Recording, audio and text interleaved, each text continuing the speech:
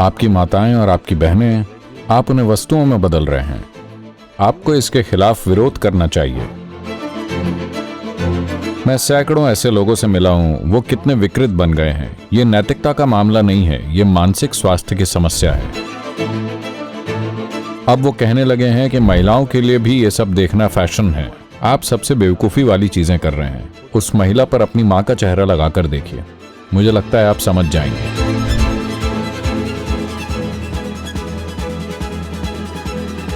नमस्कारम सद्गुरु।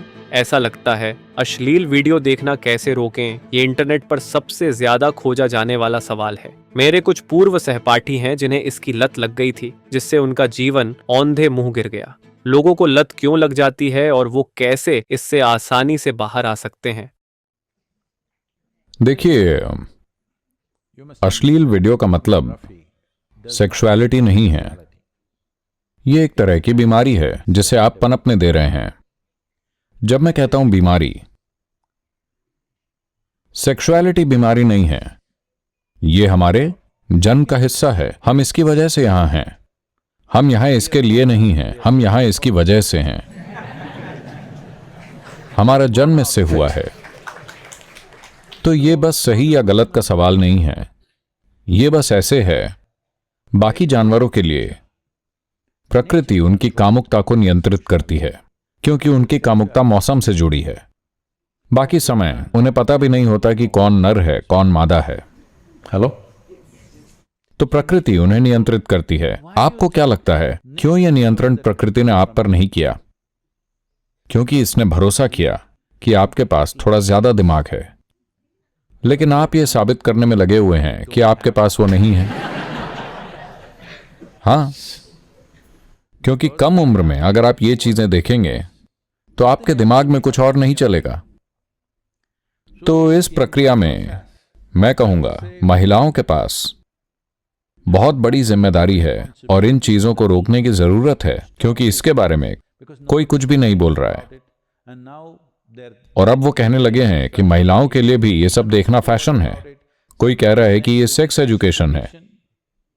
नहीं नहीं, ये इनमें से ऐसा कुछ भी नहीं है। जो भी थोड़ी बहुत लड़ाई हुई या जो संघर्ष महिलाओं को झेलना पड़ा, उसकी वजह से एक हद तक शारीरिक स्वतंत्रता आपको मिली है।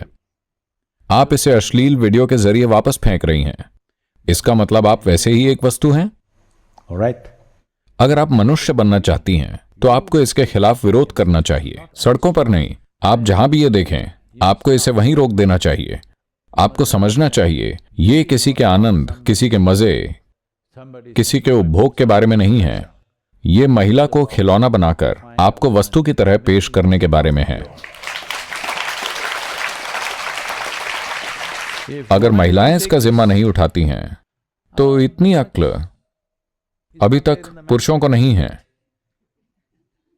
जब तक वो ऊपर नहीं उठते हैं, जब तक वो ऊपर नहीं उठते हैं। हां, और खासकर मैं सैकड़ों ऐसे लोगों से मिला हूं, कम उम्र में ही वो इन चीजों में पड़ गए और कितने विकृत बन गए हैं। और अपने आसपास के लोगों के साथ सार्थक रिश्ते बनाने के लिए खुद के भीतर वो कितना भुगत रहे हैं। वो इतनी बुरी हालत में हैं कि मैं आपको ये सब बताना भी नहीं चाहता। ये चीजें उन्होंने मुझे बताई हैं। उस वजह से उन्हें कितनी तकलीफें झेलनी पड़ी, क्योंकि उन्हें छोटी उम्र में ही इस चीज की लत लग गई। तो इससे छुटकारा कैसे पाया जाए, आपको यह समझना चाहिए। जैसा कि मैंने आपको बताया, प्रकृति ने आपको एक विशेष बंधन से मुक्त किया है, यह सोचकर कि आप एक जागरूक जीवन हैं। आप हर चीज जागरूकता से करेंगे। इसका मतलब यह नहीं कि हर समय आप बस वही चीज करते रहें। प्रजनन प्रक्रिया तो ये भोग के बारे में नहीं है, ये आनंद के बारे में नहीं है, ये प्रेम के बारे में नहीं है। ये बस एक मजबूरन आदत है। If you do not understand compulsiveness is slavery, then what to do with you?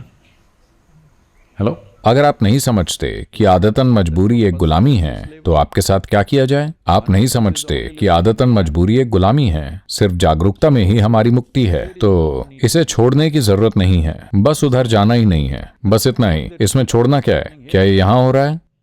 नहीं, ये मेरे सिर में हो रहा है। देखिए, आपका सिर इस तरह से है, आप इस पर जो भी छाप छोड़ेंगे इसमें वही होगा। आपके दिमाग की प्रकृति यही है, आपको समझना चाहिए। हर टेक्नोलॉजी, हर सुविधा जो आपके पास आती है, आप उसे अपनी बर्बादी के लिए प्रयोग करना चाहते हैं। अरे इसमें नुकसान क्या है सद्गुरु? नुकसान ये है, आपकी माताएं, आपकी बहनें और आपके पास की सारी महिलाएं, आप उन्हें वस्तुओं में बदल रहे हैं। मैं ये नहीं कह रहा कि आप सभी ब्रह्मचारी बन जाएं और कहीं चले जाएं। नहीं, ये कुछ विशेष लोगों के लिए है जिनकी ऐसा करने की क्षमता है। लेकिन आपको अपना जीवन एक गरिमापूर्ण तरीके से जीना चाहिए। इसमें गरिमा कहाँ है? अश्लील फिल्मों में महिलाओं के लिए गरिमा कहाँ है? हेलो, कहाँ है गरिमा? तो आपको लगता है कि आधी जनसंख्या की, धरती की आधी जनसंख्या की गरिमा छीनकर आपको कोई आनंद मिलेगा? यह घिनौना है। ये नैतिकता का मामला नहीं है, यह मानसिक स्वास्थ्य की समस्या है। आप समझ रहे हैं? यह मनोरोग का मामला है। तो ये नैतिकता नहीं है, आप मनोरोगी बन रहे हैं सिर्फ इसलिए कि आप अपने दोस्तों के बीच कुछ भद्दा देखकर ही करते हैं। तो ये मत सोचिए आप कुछ बहुत बड़ा काम कर रहे हैं। आप सबसे बेवकूफ़ी वाली हरकत कर रहे हैं। अगर आपको मेरी बात समझ में नहीं आ रही है तो जो अश्लील फिल्म चल रही है उस महिला पर अपनी मां का चेहरा लगाकर देखिए, मुझे लगता है आप समझ जाएंगे।